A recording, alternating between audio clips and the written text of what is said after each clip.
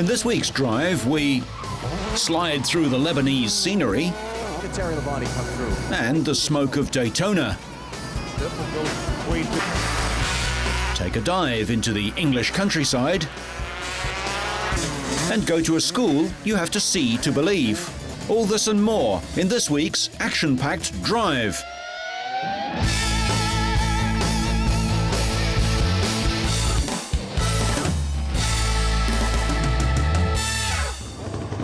We start with the 27th running of the Rally of Lebanon in the areas north of Beirut, which attracted 49 entrants. The rally, second round of the Middle East Rally Championship, is the only all-tarmac event in the series. Lebanese brothers Roger and Abdo Fagali turned the rally into a family battle when they controlled proceedings from start to finish.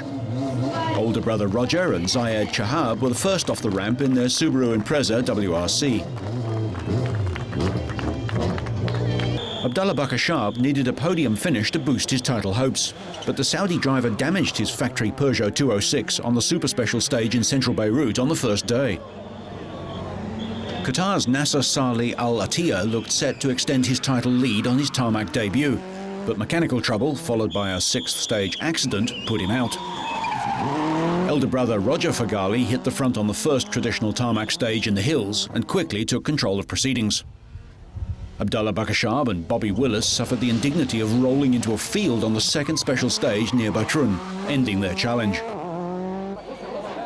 Abdo Fagali and Joseph Matar won the 2.1-kilometre special stage in their 1999 specification Toyota Corolla, but his brother took the lead thereafter as Abdo trailed in his wake.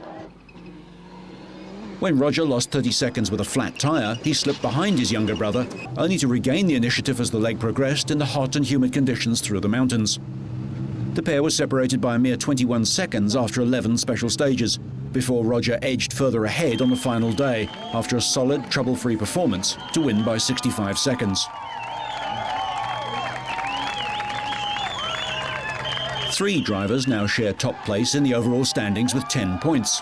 Roger Fagali, Nasser Salih Al Attiyah and the UAE's Sheikh Abdallah Al Qasimi. Behind them with 8 points is Abdo Fagali.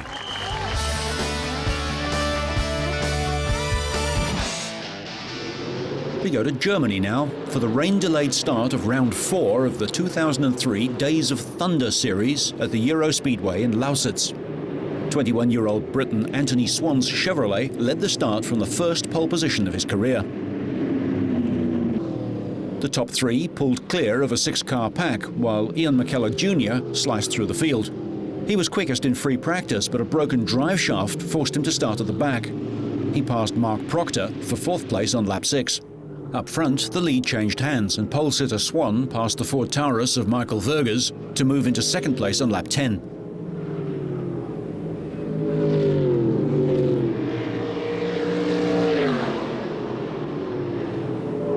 Kirkcaldy glanced the wall on lap 12, peeling off part of his car. This brought out the first yellow, and the pack closed right up behind race leader Ben Collins. With the race being run over 40 laps, the yellow flag period continued through the pit stop window, with the entire field coming into pit lane on lap 20. It proved to be decisive, as the teammates John Mickle and McKellar came out in front after brilliant stops. Collins followed them, with Stevie Hodgson jumping up to 4th from 10th after a fantastic stop.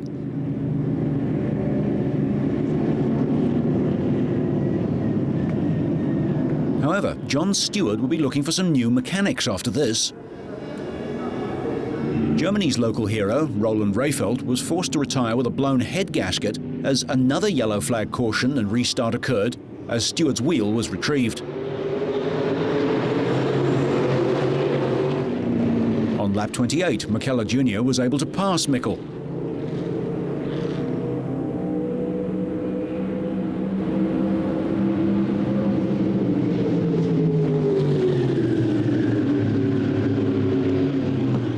Collins, Vergers and Rob Speake then all drafted past Mickle on lap 30. With 8 laps remaining, the race had turned into a 4-way battle, with McKellar Jr. using all his experience to keep Collins at bay.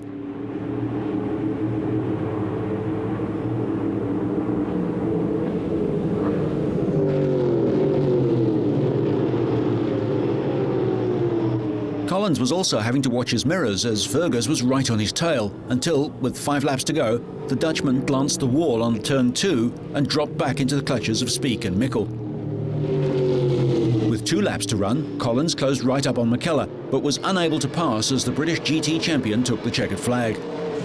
A couple of car lengths back, Vergers managed to hold off Speake and Mikkel for 3rd place. Hours later, and on the other side of the Atlantic, a capacity crowd watched identical cars in the Pepsi 400 at Daytona. Teammates Dale Earnhardt Jr. and Michael Waltrip came into the race as heavy favourites, having won 8 of the last 10 races at Daytona and Talladega, the 2 big tracks where NASCAR requires the carburetor restrictor plates to keep the cars under 320 kilometers per hour. See what we got here. We got this crash involving 7 cars came on lap 74 when Kurt Busch suffered a cut right rear tyre and slid sideways into the middle of the field. Robbie Gordon, winner of the road race 2 weeks ago in Sonoma, California, hit the brakes hard but was punted by Mike Wallace and slammed nose first into the wall. Pole winner Steve Park, Joe Nemechek, Ricky Craven and Jamie McMurray also got caught up in the melee. Matt Kenseth and Bobby Labonte duelled for the lead. Kenseth stopped for fuel, but Labonte didn't and ran dry to finish 5th behind his brother Terry. He's definitely out of fuel. Now Biffle can try and breathe it and make sure... The brothers shared the front row at the Daytona 500 in 1998 and are the only brothers to win the championship. What an upset this is going to be. Final corner for Greg Biffle. There'll be a celebration. Rookie Greg Biffle ducked into the pits to top off his tank under caution on lap 79 and played the fuel strategy game to win. Biffle's first Winston Cup victory came in his 24th Cup start and is only his 2nd top 10 finish. Jeff Burton, Biffle's teammate and running the same fuel strategy, finished 2nd, about 20 car lengths behind the winner. I just want to thank everybody that stuck behind us, our fab shop. For the first time in its 22-year history, the 115-lap Cleveland kart race at the Burke Lakefront Airport was contested at night. Rookie Frenchman Sébastien Bourdais, the pole sitter, got off to a fast start on the flat and featureless airport-turned-raceway. Michael Jourdain, the points leader after 6 events, lost control and spun into the infield on the opening lap, his tyres not finding any grip on the dew-soaked grass. He ended up returning to the race and finished 7th. That's all right. Get going. Get going. It's still green. Still green. I think what happened there is he stabbed the throttle to try to clear Carpentier. On lap 17, Roberto Moreno, who got his first career kart win here 3 years ago, was knocked out after being rammed from behind by Jimmy Vasser. The race was mostly incident-free until, after taking the lead on lap 83, Bourdais appeared set for an easy win. However, with just 4 laps left, the 24-year-old Frenchman barely avoided disaster when he made contact with Adrian Fernandez. Bourdais' car sustained damage to the left side and his left rear tyre was nearly shredded. The Newman-Haas driver saw his 12-second lead significantly reduced, but he managed to hold off the rest of the field to take the checkered flag. Well earned by Sébastien Bourdais. Paul Tracy was 2nd, while Bruno Junqueira was 3rd, 3.9 seconds behind Bourdais, and defending champion Patrick Carpentier was 4th. With his win in Cleveland, Bourdais becomes the first rookie since Juan Pablo Montoya in 1999 to win 3 times in a season. What a combo here.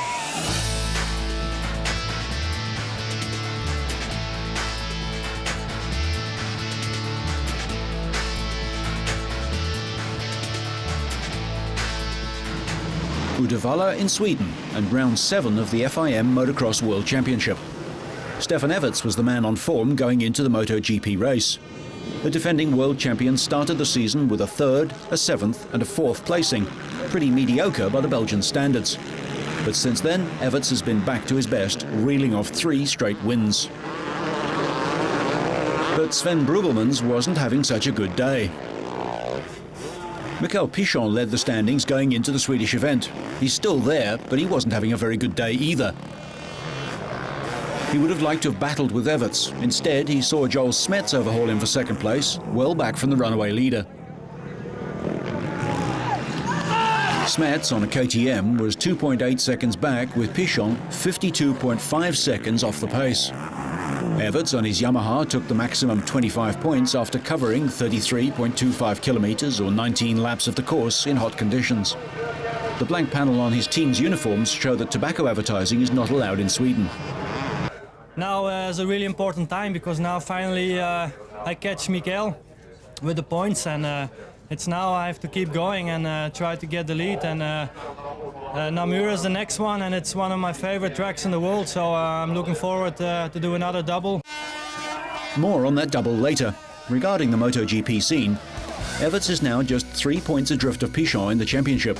He has 150 to 153 points, with Smets lurking in third place on 146. With another 5 rounds to go, it isn't over by a long chalk. Everts wasn't in action in the 650cc race, but Smets was, and dominated right from the start. For some, the race ended almost before it began. Jonas Edberg started strongly, but was then steadily picked off as Joel Smets grabbed the lead. Then Cedric Malot overhauled the Swedish KTM rider.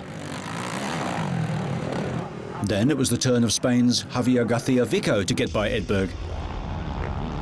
Not a good day for local riders. Joachim Karlsson parted company with his Husaberg.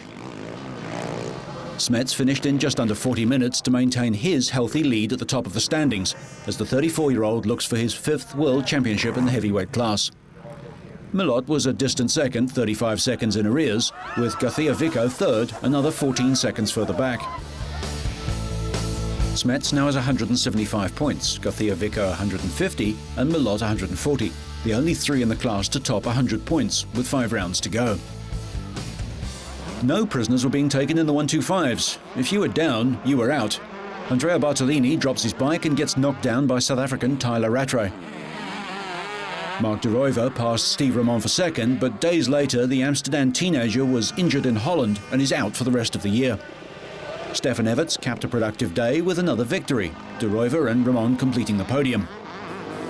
Everts, 5 times world champion, is looking good for a double crown this year. And now he's looking forward to the next round at Namur in the southern part of his native Belgium. Meanwhile, the MotoGP circus travelled over the English Channel for the British Grand Prix at Donington. In hot conditions, Max Biaggi claimed his first pole position for the year in the dying seconds of qualifying, gunning his Honda over the line with just 1 second of the session remaining. Sete Gibernau, fresh from victory at the Dutch TT a fortnight ago, was second quickest. The Spaniard matches Valentino Rossi with 3 wins this year, but trails the Italian by 38 points. Marco Melandri was third on the grid in a session where the top 11 riders were separated by less than a second. This was his highest position this year. 4 times world champion Valentino Rossi set a blistering pace just 6 minutes into the session, which went unchallenged for nearly 50 minutes. But with time running out, Gibernau, then Biaggi and finally Melandri bettered his time. I did a mistake at the lap 2. Then I think that was the lap, I think, faster, but I went out of the turn and so far from the curves. But anyway, I recovered and came back, and still I lap in 30.8, 30.9. So I knew I can go a little bit faster, and finally we did the pole position. I'm happy to be here in England. Spain's Fonsi Nieto took pole position for the 250cc race after no one could improve on his time from Friday's session. Manuel Poggiali of San Marino was second fastest, despite crashing out not once but twice. He sustained a knock to the head in the second tumble and was unable to appear at the traditional press debriefing, saying, "I crashed once today because I was pushing too hard, but the other time, I don't know why I fell." He was cleared as fit to race the next day. Tony Elias found some solutions to the problems he had with his bike and jumped up the order to third on the grid. Naoki Matsuoda crashed in Holland and destroyed his bike, so was glad to get onto the front row on his brand new Yamaha. Stefano Perugini fired a shot for the old guard with his first pole position of the season. The 28-year-old Italian took top spot on the front row of the grid ahead of a gaggle of teenagers. Championship leader Dani Pedrosa grabbed second spot on the grid, the first of 14 riders within a second of each other and the fastest of 5 Honda riders. Andrea Dovizioso held the provisional top spot until Perugini stole the honour in his final lap of the period and ended third fastest and on the front row. Alex De Angelis suffered this huge crash, but would start from 10th on the grid thanks to the time recorded the day before.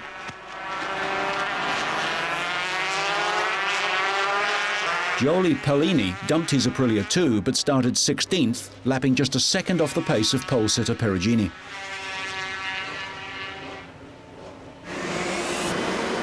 Beaten by Loris Capirossi at Catalunya and Gibernau at Assen, Rossi needed to pull out the stops in the race. Toru Okawa fell off at the first corner, injuring his wrist. Biaggi soared away, but Rossi got a poor start, slipping back to 7th. And when Rossi passed Carlos Checa, he didn't see marshals waving yellow flags. The world champion continued his charge towards the front, passing Marco Melandri, the reigning 250cc world champion, now in his first season in MotoGP.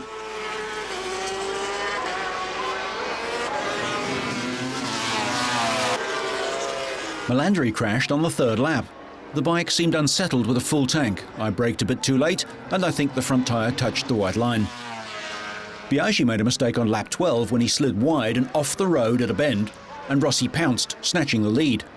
With dirt and gravel on his tyres, Biaggi lost the rhythm and Rossi opened up a 2-second advantage, staying ahead until the finish line for what he thought was his 4th victory of the season. In a terrible day for Yamaha riders, Olivier Jacques crashed when he gave it a little too much throttle coming out of a corner and the bike high-sided him. With most of the 100,000 fans celebrating, Rossi thought he'd taken his 5th Donington victory in a row. He scored 1 in 250cc, 2 in 500 and last year in MotoGP. Sete Gibernau crossed the line third, 6 seconds clear of Capirossi's Ducati.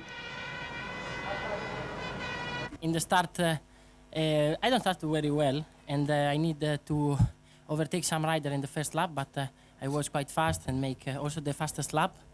And when I arrived second behind Biaggi, he have a very, very good rhythm, and we go always under 32, under the lap record of last year. For sure the rhythm is very, very high.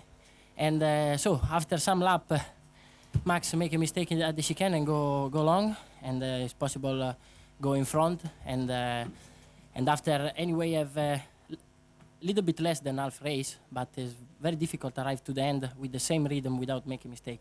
But anyway, I am very happy and it's very good. But this video revealed that Rossi had passed under a yellow flag on lap 2, and he was served with a 10-second penalty, dropping him to 3rd place. Rossi said he hadn't seen the flag but accepted the penalty, saying that he did his racing on the track, not in the office. As a result, his championship lead is slightly diminished, but the 3 Honda riders have extended their lead over the rest of the field. Fonzi Nieto won the 250 race, his first World Championship victory of the season, by just 0.2 of a second after battling with Manuel Poggiali. Behind them, Anthony West and Tony Elias battled it out for 3rd place. Despite a lunge by Elias in the last corner, the Australian held on for his first podium finish of the year. Nieto's consistent placings have kept his title hopes alive, with the race for 3rd too close to call. And the top 5 in the championship finished in the top 5 places at Donington. Another Spaniard, Hector Barbera, triumphed in the 125cc class. The 16-year-old steered his Aprilia home ahead of 2 Italians, Dovizioso and Perugini. Perugini's podium at the expense of Dani Pedrosa, who was pushed off on the penultimate corner.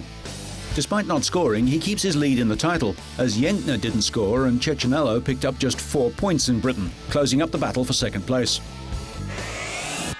The 5th of 9 rounds in the Speedway Grand Prix season took place in Slovenia. Lukas Drmel of the Czech Republic was joint 4th in the championship going into the round, but he crashed out with Greg Hancock in the 15th heat. Although it looked serious, his only injury was a broken tooth. The first of the night's 2 semi-finals was won by Britain's Scott Nicholls, who advanced to the final with runner-up Nicky Pedersen. Poland's Tomasz Bajewski and Jason Crump of Australia finished in 3rd and 4th place respectively, ending their hopes of a Grand Prix victory.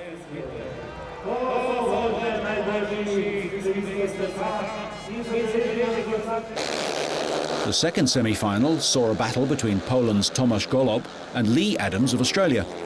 Golob held the outside line into the last 2 corners and took the checkered flag ahead of Adams, the pair advancing to the final. Title leader Tony Rickardsson and Greg Hancock were eliminated. At the start of the final, Adams held the inside lane and was still in front at the start of the 2nd lap. Pedersen closed in on the Aussie at the start of the 3rd lap, but Adams held off the Dane until the start of the fourth and final lap. Pedersen squeezed into the lead and it appeared to be his race, but Adams went flat out on the back straight and his desperate gamble paid off.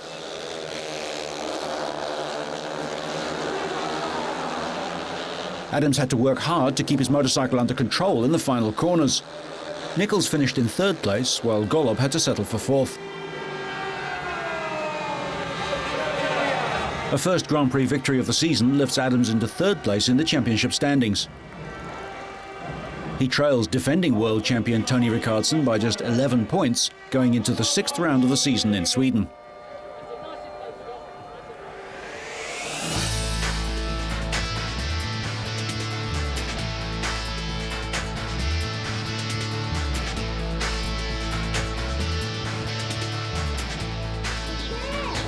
One of Spain's most experienced off-road motorcyclists, 41-year-old Jordi Acarons, is passing on the benefits of his vast experience to the bikers of the future. After years of competition, Acarons has plunged into the world of teaching with the creation of his Acarons Off-Road School. It's a far cry from the Dakar Rally, in which Acarons has raced many times. But it may be the start of the road to the rally for some young motorcycle enthusiasts. The Acarons Off-Road School, which opened in July last year near Barcelona, is a summer school for children between the ages of 7 and 14, wishing to learn the skills needed to master the art of motocross, trail and trials riding. What gave Acarons the idea for the school? This school was founded because in Spain there is an important need to teach children these skills from the ages of 5 and 6. In many European countries, there have been schools like this for many years. Here, we need these kinds of classes to teach off-roading skills.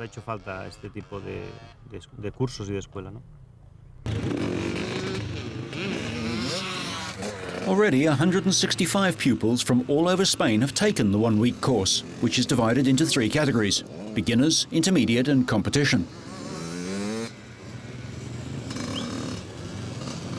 So, what are his young chargers expected to learn during their week at school? We try to teach everything relating to motorcycling. There is a lot to learn about off-road riding. It requires a lot of different skills.